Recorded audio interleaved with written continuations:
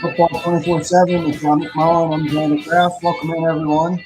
John, Howie Roseman, Nick Sirianni met with the media today. Last time before the 2022 NFL Draft, the highly anticipated NFL Draft. Eagles had 3 picks, down to 2 first-round picks.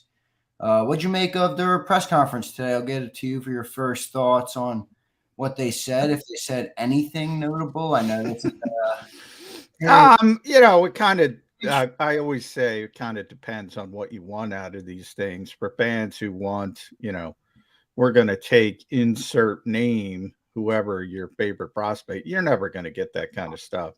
And I think that kind of frustrates fans, but they have to realize, look, the last thing you want to do is alert somebody else in the league to what you want to do. So, Howie's been doing this for a long time. He's very good at these types of things. And he gives you what he wants to give you, and you try to get as much out of him thematically, I like to call it. I try to get him to talk about themes in the draft, and sometimes he'll give you some information in that way, and you can read the tea leaves and kind of figure out some things.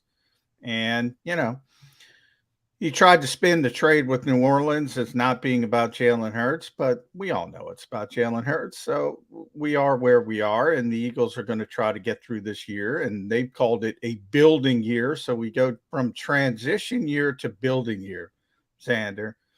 And the draft is a big part of where they're going to build. I think the biggest concern for me with the Eagles is they didn't get what they wanted to get done in free agency. They were in on a number of players, whether it was Christian Kirk early, Marcus Williams early, Allen Robinson a little bit later. They weren't able to get those players. So they were able to get Hassan Reddick, to be fair, who was another player they obviously targeted.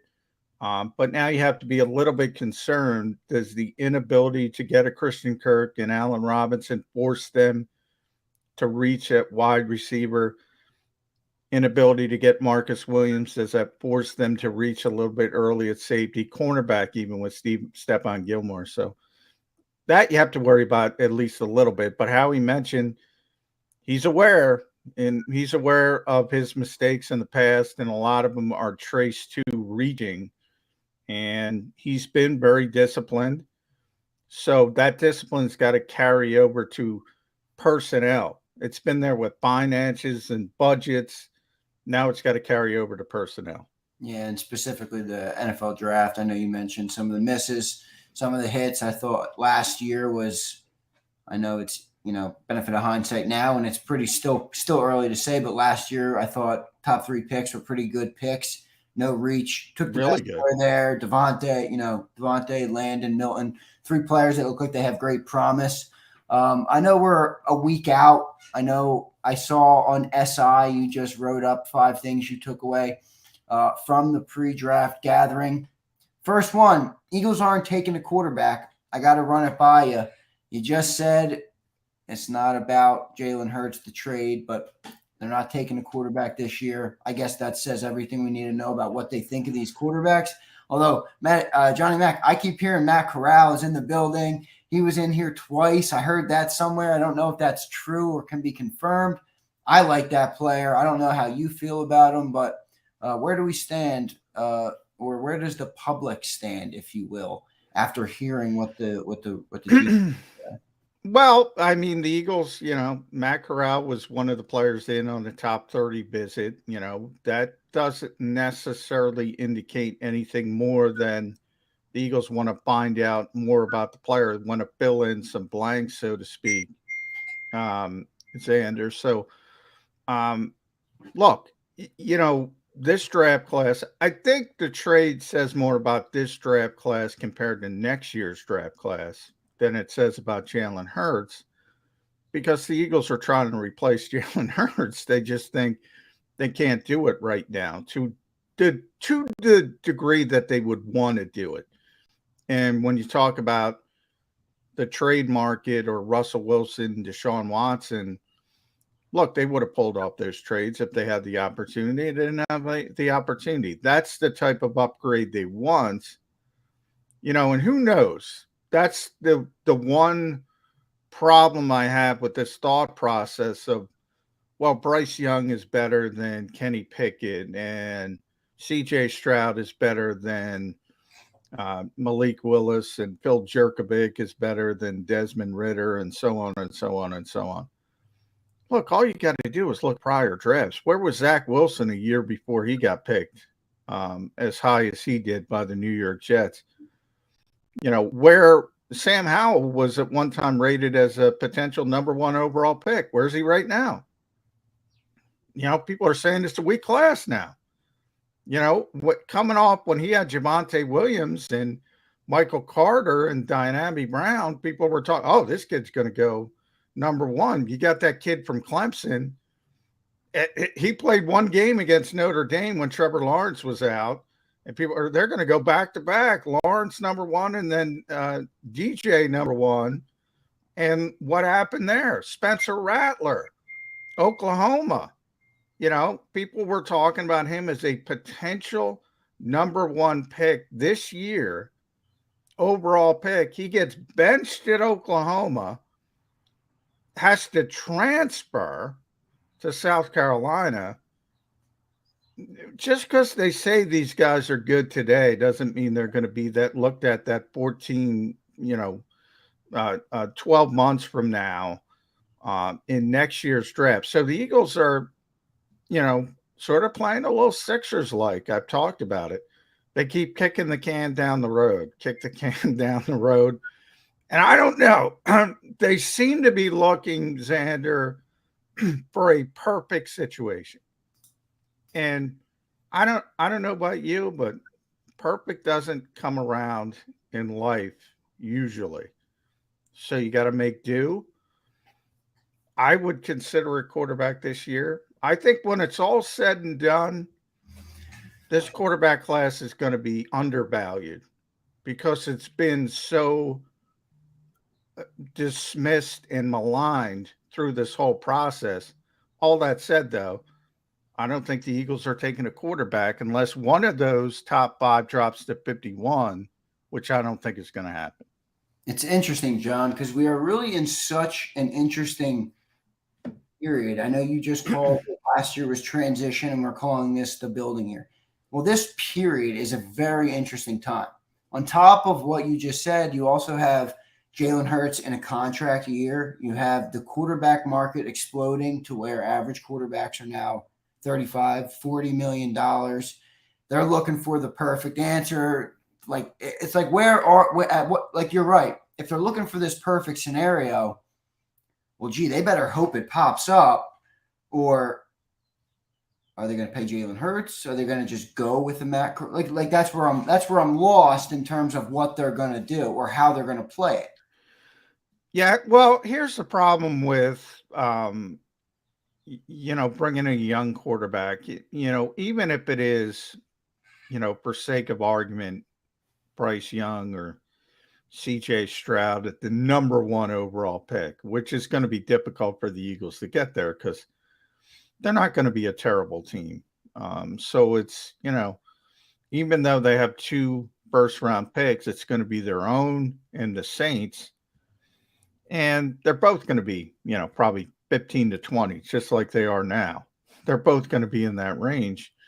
How do you get up to where you can pick a Bryce Young or a CJ Stroud? But even if you want to play that game for, and play devil's advocate, and even if you can get up there and do it, look at Trevor Lawrence. I mean, Trevor Lawrence talked to a lot of people around this league, and some people said he was the best quarterback prospect since Andrew Luck. Some went all the way back to John Elway, that he was the best quarterback prospect. Still growing pains. And by the way, I think he's still a very good prospect, and that's probably the most exciting thing for Doug Peterson to get involved with that on the ground floor. But my point is you're going to have some growing pains. So you play this bridge game with Jalen Hurts for 2 years, and then you draft a top-tier quarterback. What is that, 2 more years of being in this growth pattern? Yeah. And all of a sudden, you're talking about half a decade, maybe an entire decade before you blink your eyes. So Well, if you don't hit on the quarterback, you're certainly looking at nearly a full yeah, decade. so that's why the better route would have been to convince Russell Wilson to come here, to convince Deshaun Watson to come here, but they weren't. They weren't going to budge. All right, so we'll shift off a quarterback. Let's get into. They're not going to take a quarterback, so we think in round one. Round one, to be clear. A lot of other guys that people are mentioning as targets for the Eagles. A player I happen to like, Jamison Williams. I know another wide receiver. We talked about that. There's a few other players that had injuries in this draft with Jamison Williams. David Ajabo. I know people think maybe he drops to 51, or maybe he drops to a range where you could trade up from 51 to grab him. You had a piece in your article about injuries. What did Howie Roseman lead you to believe they were thinking about injured players in the draft? I know we have an extensive history drafting injured players. Yeah, recently they failed with Sidney Jones and Landon Dickerson last year. Yeah, they hit a home run at least early with Landon Dickerson. So they've gone both ways. They failed with it and they've had success with it. What Howie mentioned is maybe the more time you have is probably better. So if you look at Landon, he got hurt late in the college season. Jamison Williams got hurt in the national championship game. Where Sidney Jones got hurt at his pro day. And then, boom, here comes the draft. Same thing happened to David Ojabo, unfortunately. So, if you're reading the tea leaves, that tells me the Eagles are probably more apt to be in on Jamison Williams than David Ojabo, because they probably don't have as much information on how he's going to recover, the early stages of it. And they learn their lesson from Sidney Jones. So, and by the way, that hurts because I think Ojabo's a player they would have considered in the first round had he not gotten injured. So right now they're at 15 or 18. Same with Jamison, though. And he's injured, and they have to consider him. I think he's the best wide receiver in the draft. Me too. And they claim they're in this building mode. So why not wait? You're waiting anyway. You're telling the whole world you're not ready. So why not wait for the best receiver for a couple months? That's how I would look at Jamison Williams. Yeah, I look at him as a Devontae Smith-esque pick, where it's, when that kid hits the field, he's going to make plays. He's just that type of player. Maybe I'm biased. I'm a Bama guy. Full disclosure, I'm a Bama guy. I do really like Jamison Williams. John, I want to shift to the part of your article where you speak about the guys that Howie Roseman lost, Ian Cunningham and Brian Brown. Is that right? Is that Brandon Brown. Brandon Brown. Well, I'm looking at one other guy who Howie Roseman lost, not this year, but a few other years ago, who's down in Cleveland. I think he had the best offseason of anyone in the NFL. He made his team a Super Bowl contender. That's my take. How much is Howie losing another one of these guys impacting him? I mean, right before the draft process, right after you go through the full season, I mean, I can't imagine that is, I would imagine that sucks. Yeah, I mean, and for those who think the Eagles, and there's a lot, it's interesting. They think they have a bad organization. They don't do things well. You mentioned Andrew Berry, Joe Douglas with the Jets. Now you have Ian Cunningham, you have Brandon Brown. And oh, by the way, Andy Weidel, who wasn't there today because he was ill, is a finalist for the Pittsburgh Steelers GM job. And their GM, Kevin Colbert's going to retire after the draft. So they might be losing Andy Weidel as well. Yeah. That's pretty remarkable. That's a lot of yeah.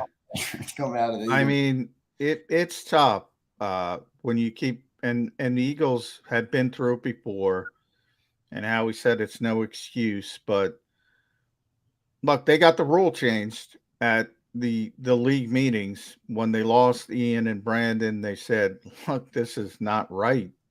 In the draft process, so they wanted to push it back. So now you can't hire secondary football executives, what they're called, until after the draft, which isn't going to help the Eagles this time. So, but they still have plenty of people. They have Dave Caldwell, who is a former GM in this league with Jacksonville. They have Tom Donahoe, who sort of, when they fired Chip Kelly, stepped up, and he's a long-time executive in this league, former GM, who's had the viral draft video from last Tom is a big part of it. The Eagles, they were 21 deep on the personnel side before Ian and Brandon left, and compared to other teams, and I always joke about Cincinnati because they operate on a shoestring budget. They had Duke Tobin and a couple of interns. They had 3 scouts and a couple of interns. So, but that speaks to 2 things. Cincinnati made it to the Super Bowl also because Duke Tobin made some good decisions. Now it helps when you get the quarterback at number 1 overall. So you got to be bad first to get up there, sort of like that Sixers mentality. But they made a lot of other good decisions as well. So, one problem I have with the Eagles, I've been talking about this on Birds 365 the past couple of days. They're trying to win in the margins. They're obsessed with winning in the margins, obsessed with it. And they usually do. They usually do. But guess what? Talent wins out in the end. Go win in the margins. I'll take Joe Burrow. You go take your valuation win over the New Orleans Saints. And yeah, you got the better of them on the trade value chart. I'll take Joe Burrow. I'll take the superstar player. So when we talk about, I'm sure we're going to get to Deebo Samuel. That's where I'm going right now, right out of this. Yeah. The Eagles aren't going to get involved. Howie just told people that without saying the name. They're not getting involved. They're not getting involved with that. And to a certain extent, Deebo probably doesn't want to come here either. But, go win in the margins or get good players. You can't do both. That's so interesting, John. I'm listening. I listen all day to Birds 365. Then today I listened all day on Sports Take from 12 to 3. I listened to Seth Joyner and Mike Quick they had on today. Then I listened to Dan Cilio from 3 to 6. Everyone is not in – there's no one in unison about this team right now. No one. Half the people want this, want that. Like Seth comes on, we don't need Deebo Samuel at all. We're building. Dan's crying at the rooftop to go get Deebo Samuel. I don't know. Maybe the truth is somewhere in the middle, but it's just an interesting time for the Eagles franchise. They're stuck in mediocrity, I think, is the real truth of the matter, and everyone wants to know what way they're going to go to get out. Well, they're trying to get the quarterback, but one of the thing is when you wait for the quarterback, you're waiting for this perfect situation. I use that term again, perfect. But nothing's going to be perfect. You can't just sit there and assume it's coming. And you got to develop players. And look, hopefully Jalen Hurts, the one thing he has, Zander, is he's got 17 games. He's going to be on the field. Hopefully he's healthy. Not a lot of people get that. No. And if you play well, guess what? They're not taking you off. But, it's evident by the way the Eagles are acting that they're, got a big neon safety net underneath them that everybody can see, and Jalen Hurts can see it as well. Yeah, and the rest of the league, can see it. Yeah. Everybody can see it. And then it becomes a self-fulfilling prophecy. Like, I don't know if Deebo Samuel wants to play in Philadelphia. I don't know if he wants to play in with Jalen Hurts. I don't know if I want Deebo Samuel because, one of the things I said, like, I don't get it. Like, Deebo's going to go somewhere else, and they're not going to use him like San Francisco uses him. That's point. It's very similar to your point on how Kyle uses Deebo. Yeah, it does a phenomenal job. Now, at the time, see, because San Francisco, and people jumped on me on Twitter and said, money, money, money. And I said, duh, I know he wants money, but San Francisco is willing to give him that money. My point is, they are willing to give him the money he wants, and he still wants out. That part I didn't get. Well, now he explained it to Tom Pelissero today. He doesn't want to be used like Deebo Samuel. He just wants to be a receiver. And if Deebo Samuel just wants to be a receiver lining up outside, guess what? He's not Deebo Samuel. Well, did he indirectly hurt his trade not his trade value, his trade value, his market value? Did he hurt all that in one comment? I don't think so. It's very similar to Minkah Fitzpatrick on the defensive side of the ball when he was in Miami. And I remember this, so clearly because Malcolm Jenkins was here. And I got to talk to Malcolm Jenkins, a couple times a week for years. Malcolm Jenkins loved playing all over the place. He got mad when you just stuck him in one position. He got bored by it. And the Dolphins wanted to turn Minkah Fitzpatrick into a Malcolm Jenkins type player, that versatile guy who can play every position on the back end. And he was like, I don't want to do that. I just want to play safety. And he got, he didn't want. So it's always interesting to see the mindset of a player. Malcolm hated that. He wanted it. Other players, I guess, are intimidated by it. It's interesting. And they don't talk so much about Swiss Army knife type of players now. So even Kyle Hamilton is the name that pops the head in the draft, Yeah. We've talked about that, how he might be that guy that's a tweener. He can maybe play up as a linebacker. He's that type of guy with that type of size. Maybe Kyle Hamilton has no interest. Well, he probably does because he was played that way at Notre Dame. So, not to the degree. Malcolm played every position.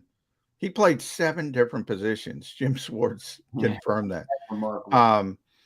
So not like that, but he did move all around. He played strong safety, free safety, nickel, even outside corner at times, linebacker, rover.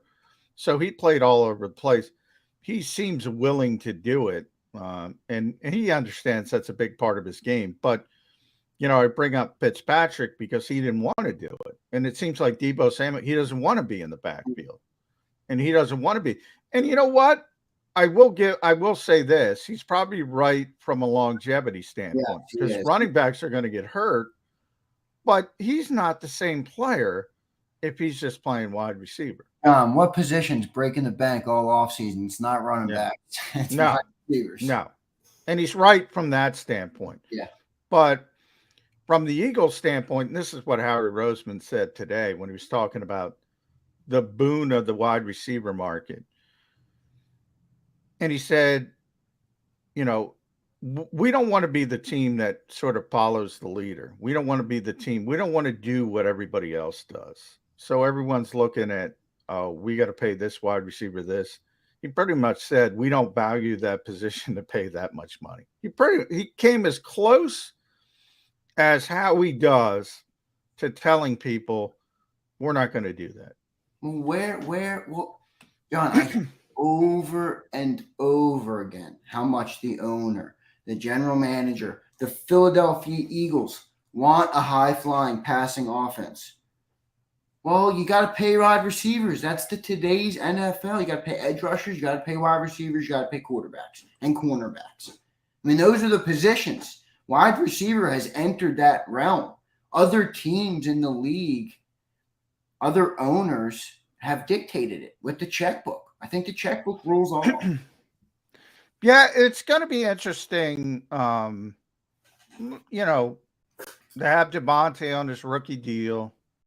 If they get, for sake of argument, if they draft Jameson Williams, they'll have him on a rookie deal. So you'll have that window where you have effectiveness from young players that are relatively cost effective. It's going to be interesting, though, when Devontae Smith is up for his extension. What do the Eagles do? Are they willing? Man. Yeah. By that point, it's only going up and up and up. Um, that is when you really see it. But the Eagles, they made kind of a sea change because they wanted Christian Kirk.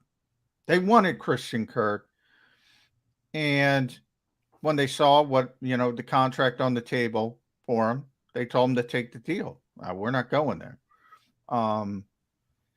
They wanted Allen Robinson. That's a little bit different because I think Allen Robinson just wanted to play with the Rams and the Super Bowl champions and Matthew Stafford and all that.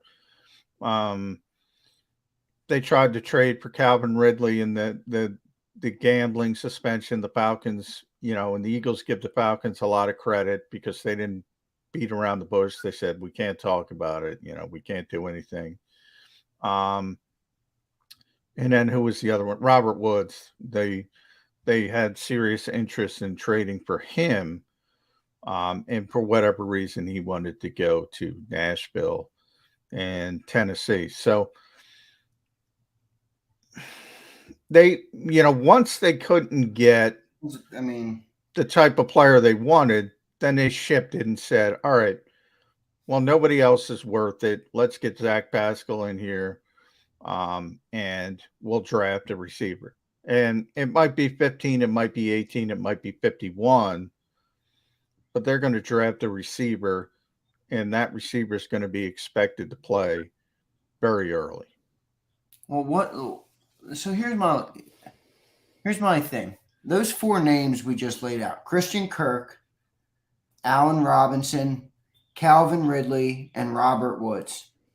If, let's say hypothetically, they land one of those guys, get a deal done, maybe it's a 4-year deal. Does that tell you anything about what they think about Devontae Smith? Were those guys, were they looking to get a wide receiver 2?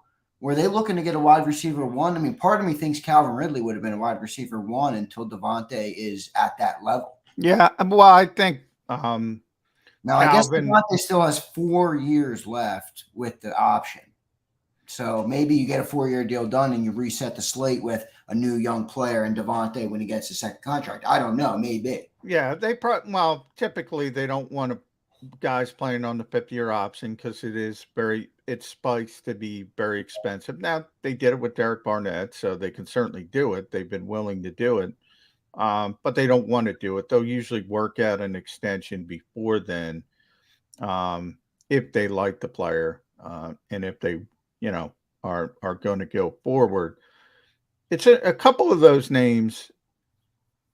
Calvin Ridley, as you mentioned, Allen Robinson, I think as well.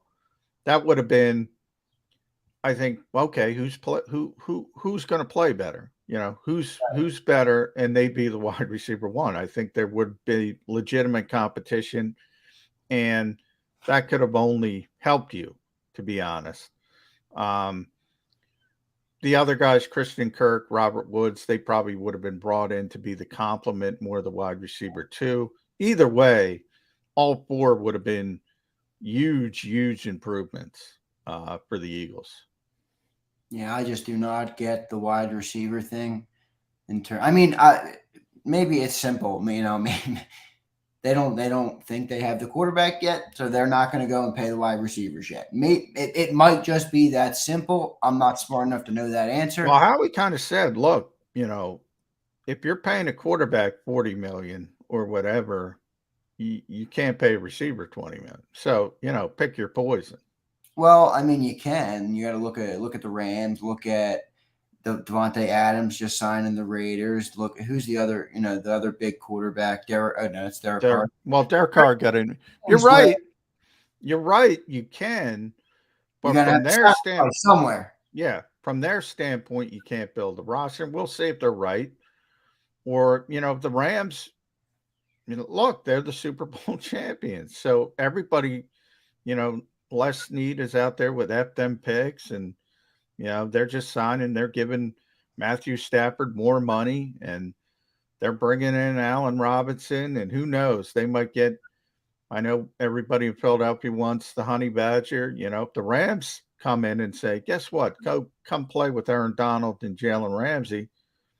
He's going to go play with Aaron Donald and Jalen Ramsey unless you pay a tax, as I'd like to call it, the Jacksonville tax. Yeah, I thought that's what I saw Christian Kirk as. I mean, they paid maybe a big tax on that one. Yeah. But yeah, that was a Jacksonville tax there. Yeah, I heard a funny story from a NFL GM about Christian Kirk. Can you share? Or is it off the air? Yeah, off the air. Keep it off the air. All right, Johnny Mac. I mean, we figured they wouldn't give us too much today, but I'm still baffled. I mean, I'm just trying to figure out what this team wants to do. We're in the middle of mediocrity, and they are not showing me that they're trying to really get out of it. Maybe it's a long-term build. I don't know.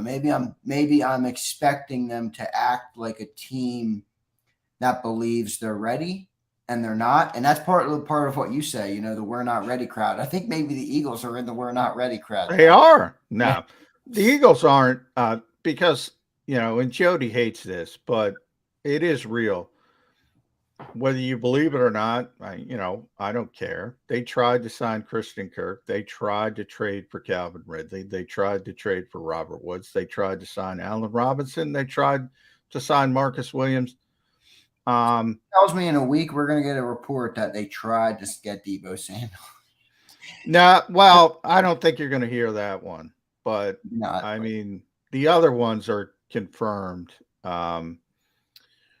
And, you know, they're very disciplined. I say it all the time. And once, you know, specifically the two high profile free agent guys, Kirk and Williams, they had a number.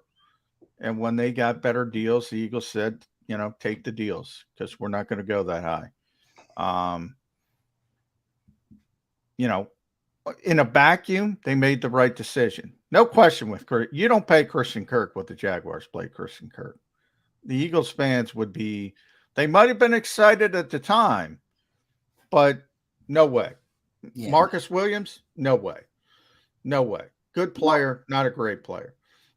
So I agree with them in each individual thing, but sometimes, and I say this all the time as well, when you're in that we're not ready crowd, we're not ready, we're not doing this, we're going to be disciplined, we're not going to spend this, we're not going to do that, it becomes a self-fulfilling prophecy, and then all of a sudden you become one of those teams where, you know, agents aren't even calling because if you're Deebo Samuel, well, you want $18 to $22 million, and you know the Eagles aren't going to go there, so why bother?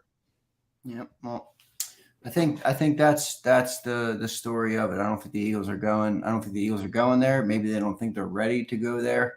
I think they should go there eventually. I mean, if we, and I'll leave you with this: if we keep talking like, okay, this team is building for the future. They're not ready to go and win a Super Bowl yet. Okay, that's fine.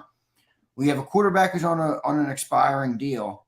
I mean, just go and draft a quarterback you like, draft Jamison Williams, reset the slate with some young guys, draft two more next year, and go from there. If that's where we really are, and that's here's the thing, and yeah, I mean, Jalen is not on an expiring deal. He's just eligible. Right.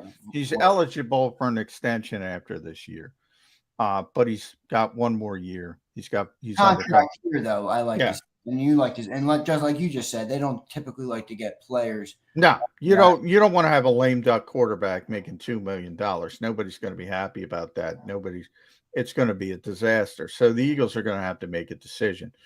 But you know, the one thing about Jalen Hurts is this. You know, it's very rare, and I think Ben Solak, I'll give him the credit because I didn't think about this, but he did. So I'll give him the credit. You know, when you do that, because I've talked about that, just keep rolling it over until you find somebody. Just keep rolling it over. You don't want to pay a mediocre quarterback $30 million.